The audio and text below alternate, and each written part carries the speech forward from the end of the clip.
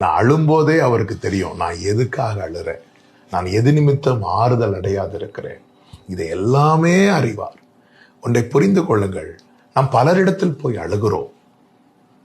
நம் வேதனை மிகுதியாகும் போது யார்ட்டையாவது அழணும்னு தோணும். அதுவும் நமக்கு ரொம்ப பிடிச்சவங்கள்ட்ட, நமக்கு ரொம்ப நெருக்கமானவங்கள்ட்ட அழணும்னு தோணும். தவறல்ல, எல்லாரும் இதை செய்வோம்.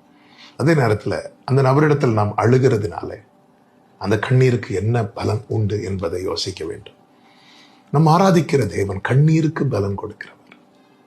எனவேதான் அடுத்த வசனத்திலே சொல்லுகிறார், 16வது வசனத்தில், நீ அழாதபடிக்கு உன் சத்தத்தை அடக்கி நீ கண்ணீர் விடாதபடிக்கு உன் கண்களை காத்துக்கொள் என்று கர்த்தர் சொல்லுகிறார்.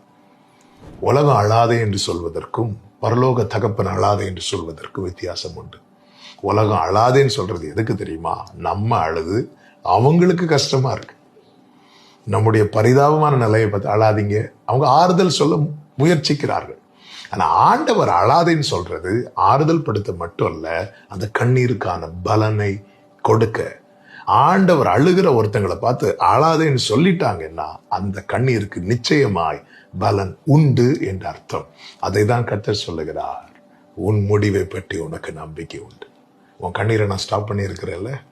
ஆண்டவர் சமூகத்துல நீங்க அழுகிற ஒரு காரியம், நீங்க அழுது கொண்டிருக்கும் போதே ஒரு சமாதானம் வருதுன்னு வச்சுக்கோங்களேன். ஒரு வார்த்தையை கர்த்தர் கொடுத்து உங்க கண்ணீரை ஸ்டாப் பண்றாருன்னா, இயேசுவின் நாமத்தில் இந்த காலை வேளையில இந்த டெய்லி மன்னாவை கேட்கிற அன்பு உள்ளமே, உன் கண்ணீருக்கு பலன் உண்டு என்று அர்த்தம்.